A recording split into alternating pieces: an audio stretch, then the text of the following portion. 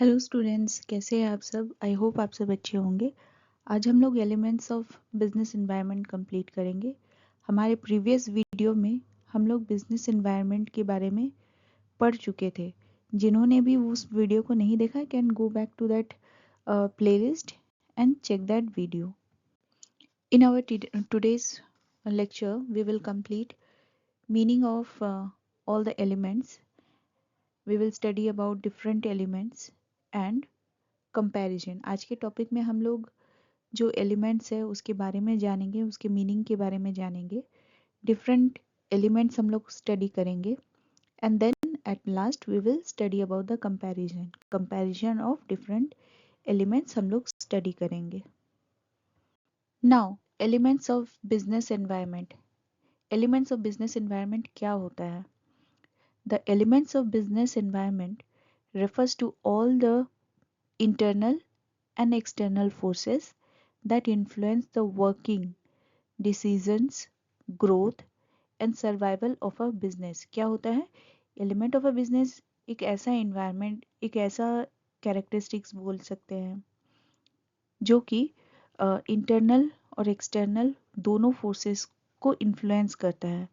और ये कहाँ कहाँ हम लोग देख सकते हैं, ये क्या क्या चीज़ को इन्फ्लुएंस करता है। वर्किंग को इन्फ्लुएंस कर सकता है, डिसीजन टेकिंग को इन्फ्लुएंस कर सकता है, ग्रोथ ऑफ अ कंपनी को इन्फ्लुएंस करता है and survival of a business. एक बिजनेस कितना दिन तक वो सर्वाइव कर सकता है, उन सब को ये इन्फ्लुएंस करता है। ये इंटरनल और एक्सटर्नल फोर्सेस। सो जो इंटरनल और एक्सटर्नल फोर्सेस हैं इनको मिला के हम लोग क्या बोलेंगे? Elements of business environment. They are divided into two parts. What are they?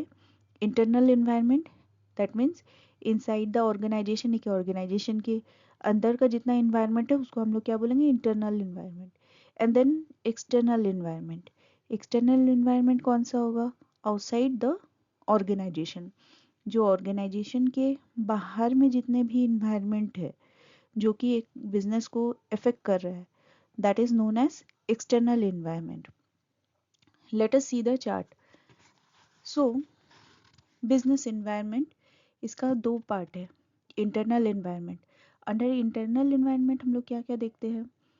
Mission and objective, management structure, human resources, company culture, physical and financial resources, all this comes under internal environment.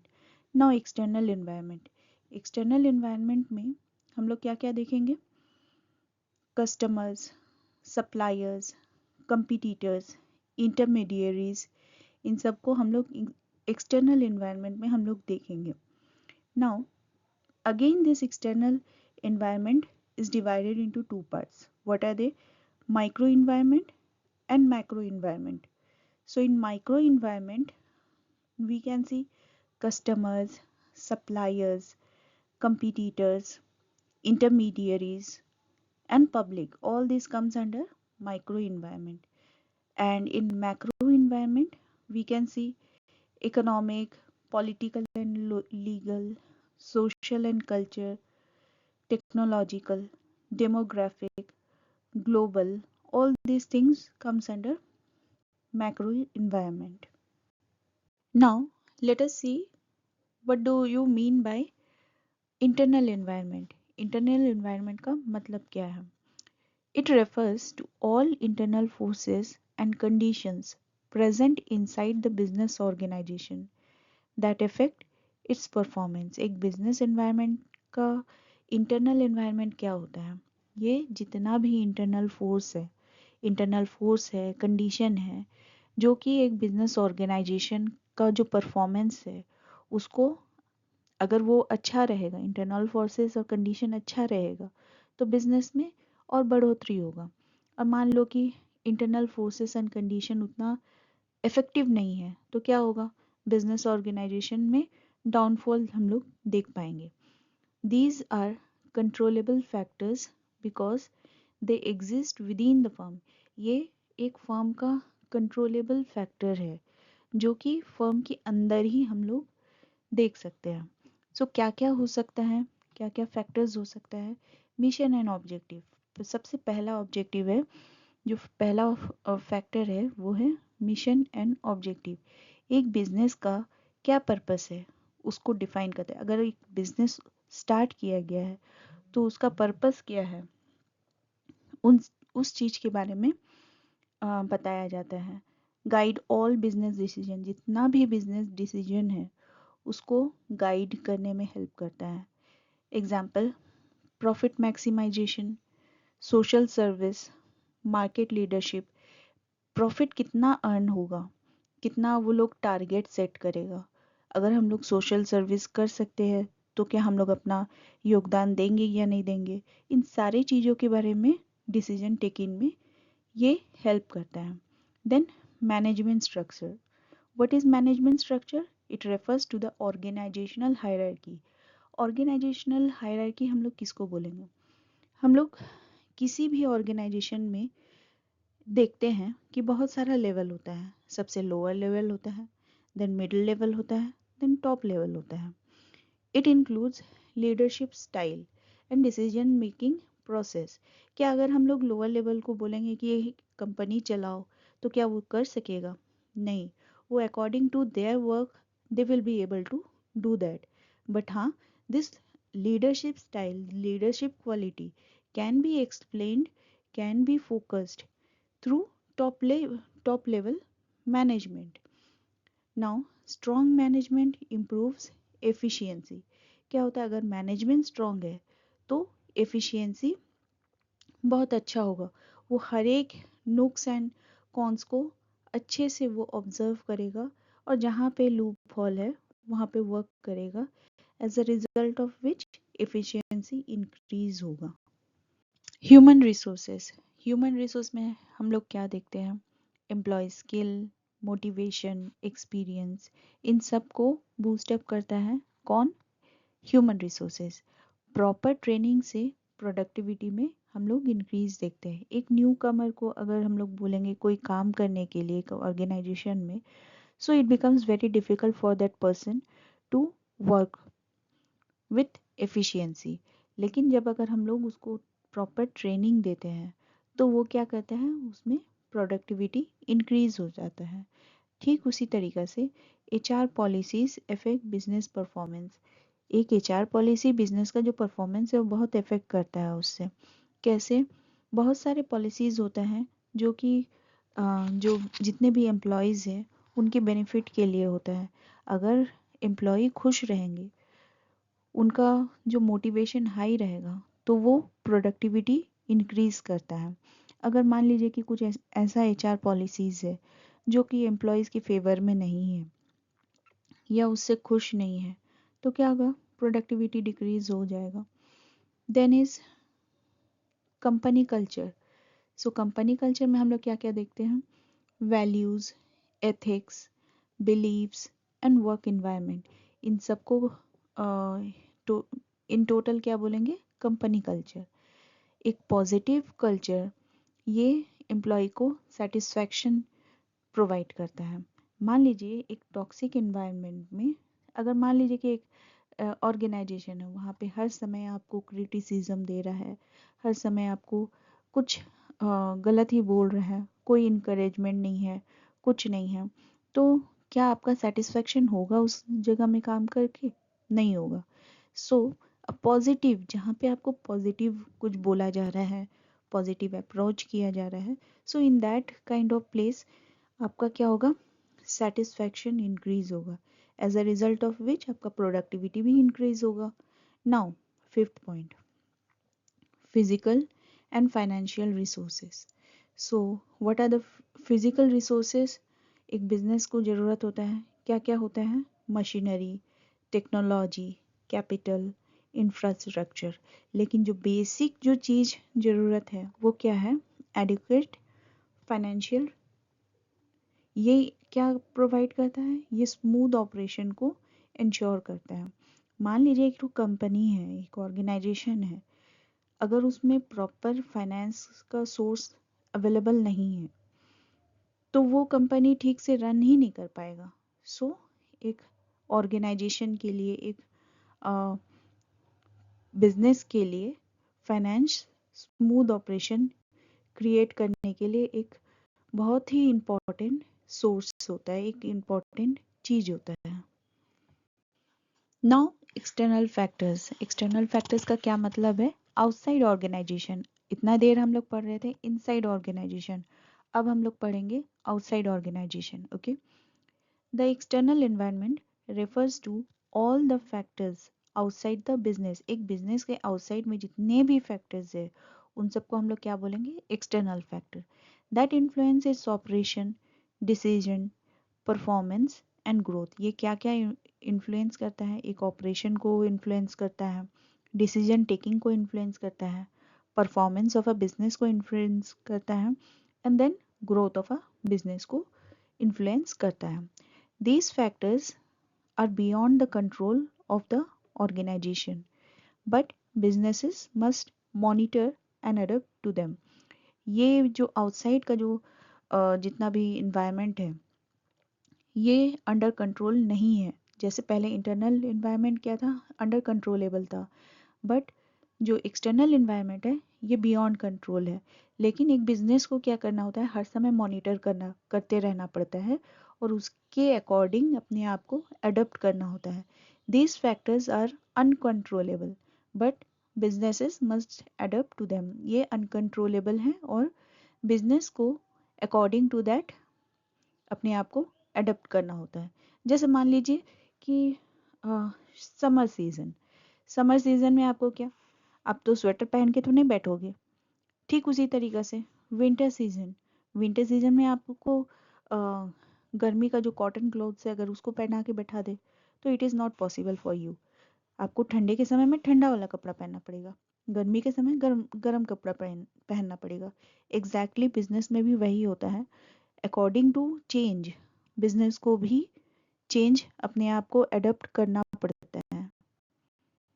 Now types of external environment.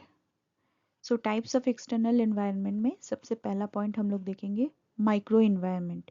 इसको हम लोग task environment भी बोलते हैं। These factors are close to the business and directly affect daily operation. ये daily operation को affect करता है और ये डायरेक्टली अफेक्ट करता है। अब इसका क्या क्या एलिमेंट्स हैं? कस्टमर्स कौन होते हैं? People who buy goods and services, they are called customers. Now competitors कौन है? Rival firm in the same industry. एक सेम इंडस्ट्री में जो कंपटीशन क्रिएट कर रहे हैं सेम इंडस्ट्री का, that is known as rival firm. Now suppliers provide raw material. suppliers क्या करता है? जो भी रॉ मटेरियल जरूरत है कंपनी को, एक ऑर्गेनाइजेशन को, वो प्रोवाइड करता है। नाउ द इंटरमीडियरीज कौन कौन है? Distributors, wholesaler, retailer. जहाँ पे एक बना हुआ सामान जिसके पास में जाता है फिर देन फ्रॉम देयर वो कस्टमर को रिसीव होता है। किसके किसके पास जाता है? डिस्ट्रीब्यूटर के पास जाता है, होलसेलर के पास में जाता है, रिटेलर के पास में जाता है, इन सब के पास में जाता है। Then public. सो पब्लिक में हम लोग किसको किसको देखते हैं? कौन कौन इन्वॉल्व होता है? Media, local community, investor. So ये सारे पब्लिक में इंक्लूड होते हैं। आइए हम लोग एक एग्जांपल देखते हैं। If competitor reduces price the company में also need to adjust pricing. मान लो कि एक कंपनी है वो अपने प्रोडक्ट का प्राइस, सेम प्रोडक्ट बिक्री कर रहे हैं। जैसे मान लो कि ए कंपनी भी टी बिक्री कर रहा है, बी कंपनी भी टी बिक्री कर रहा है। अगर ए कंपनी अपना प्राइस को रिड्यूस कर रहा है तो बी कंपनी को भी अकॉर्डिंग टू हिज प्राइसिंग उसको एडजस्ट करना पड़ता है। नाउ इज मैक्रो एनवायरनमेंट को हम लोग जनरल एनवायरनमेंट भी बोलते हैं। These are broad forces that affect all businesses in the economy. एक इकोनॉमी में जितना भी बिजनेस है उन सबको इफेक्ट करता है। ये ब्रॉड फोर्सेस होता है। इसको हम लोग एक फ्रेमवर्क बनाए हैं। क्या है वो? पेस्टल। तो पेस्टल में क्या क्या आता है? P for political. पॉलिटिकल के अंडर में क्या क्या आएगा? Government policies, political stability, trade restriction, taxation policies, political changes can encourage और डिस्करेज बिजनेस एक्टिविटीज। क्या होगा पॉलिटिकल में? क्या क्या है? जितना भी गवर्नमेंट का जितना भी पॉलिसीज आता है एक बिजनेस को वो फ़ायदा भी दे सकता है या नुकसान भी दे सकता है। देन पॉलिटिकल स्टेबिलिटी, अगर मान लो कि आज कितना दिन तक, अगर 10 दिन तक एक गवर्नमेंट है और उसके बाद जाके उसमें कुछ प्रॉब्लम हुआ है और वो उसका जो सरकार है वो गिर गया, then it will also affect business. Then trade restriction, trading में अगर कुछ रेस्ट्रिक्शन हम लोग देखते हैं, that also affect. Then taxation policies, so ये सारे चीज एज अ होल सारे बिजनेस को इफेक्ट करते हैं। Now E for economic, economic में क्या क्या आएगा? Inflation, interest rates, GDP growth, then income levels, unemployment rate, ये सारे चीज इकोनॉमिक के अंडर में आएगा। Inflation, rise in price, inflation का क्या मतलब हुआ? Rise in price. Then interest rate, अगर इंटरेस्ट का रेट अगर बढ़ता है या घटता है, that also affects all the businesses. Then GDP का ग्रोथ, ये भी इंक्रीज या डिक्रीज होने से बहुत इफेक्ट करता है। देन इनकम लेवल, अगर मान लो कि इनकम प्रॉपर नहीं है और ये भी इफेक्ट करता है। अगर इनकम प्रॉपर नहीं है और हमको सामान परचेज करना है, तो अगर हम लोग उस अफोर्ड ही नहीं कर पा रहे तो हम लोग उस सामान को परचेज ही नहीं करेंगे। सो इनकम लेवल भी बहुत इफेक्ट करता है। देन अनएम्प्लॉयमेंट रेट, जितना अनएम्प्लॉयमेंट रेट बढ़ेगा that will also effect business, क्योंकि अनएम्प्लॉयमेंट रेट बढ़ रहा है तो ही और she will not have that purchasing power. So अगर उसको कोई सामान अगर खरीदना है, सो he or she will not purchase. Example, high inflation reduces purchasing power is equal to decrease in demand. क्या होगा? इन्फ्लेशन, राइज इन प्राइस जैसे ही होगा उसका परचेसिंग पावर कम हो जाएगा और फिर क्या होगा? उसका जो डिमांड है वो भी डिक्रीज करेगा। Now as for social, social में क्या देखेंगे? Cultural, lifestyle, population trends. So इसमें क्या क्या आएगा? कस्टम्स एंड ट्रेडिशन, अब यहाँ पे जो जो कस्टम है वो ट्रेडिशन है वो इफेक्ट करता है। Values and belief, lifestyle changes, education level, इसमें मतलब एज अ होल ये सारे चीज इफेक्ट करता है। कैसे करता है? Businesses must adapt product according to the social trend, अभी जो सोसाइटी में अभी सोशल में जो ट्रेंड चल रहा है, अगर मान लो कि आउटडेटेड अगर कोई प्रोडक्ट रख रहा है तो वो बिजनेस प्रॉफिट नहीं दे पाएगा, वो डिक्रीज करेगा। सो अभी सोशली जो ट्रेंड चल रहा है, अभी करंट में जो ट्रेंड चल रहा है, अकॉर्डिंग टू दैट उसको चलना होगा। टेक्नोलॉजी, टी फॉर टेक्नोलॉजी, इसमें क्या क्या आएगा? Innovation, automation, digitalisation, artificial intelligence. So ये सारी चीज़ भी एक बिजनेस को बहुत इफेक्ट करता है। कैसे? मान लो कि इनोवेशन, अगर वो आउटडेटेड सामान यूज़ कर रहा है तो वो बिजनेस को प्रॉस्पेरिटी नहीं दे सकता। देन डिजिटलाइजेशन, अभी भी अगर कैश पेमेंट ले रहा है, बहुत सारे पीपल है वो लोग आजकल पेटीएम यूज़ करते हैं या फिर गूगल पे यूज़ करते हैं, बहुत सारे डिजिटल पेमेंट मेथड यूज़ करते हैं। सो अगर उसको यूज़ नहीं कर रहे हैं और सिर्फ कैश ट्रांजेक्शन कर रहे हैं तो वहाँ पे भी क्या होगा? बिजनेस में हम लोग डाउनफॉल देख सकते हैं। देन आर्टिफिशियल इंटेलिजेंस, आज मार्केट में कितने सारे आर्टिफिशियल इंटेलिजेंस अवेलेबल है जो कि हमारे काम को और भी हेल्प करता है, इसको स्मूथ बनाता है। अगर हम लोग उसका हेल्प नहीं ले रहे हैं तो हम अपने आप को बैकवर्ड ही कर रहे हैं, आगे प्रॉस्पेरिटी के साइड में नहीं जा रहे हैं। Technology improves efficiency but may require heavy investment, technology में क्या होता है कि हम लोग को हेवी इन्वेस्टमेंट तो लगता ही है लेकिन हमारा efficiency को improve करता है। Now we will study about legal. So what are the things, what are the factors that comes under legal? इसमें इसके अंडर में क्या आता है? Labour law, consumer protection law, environmental laws, company law.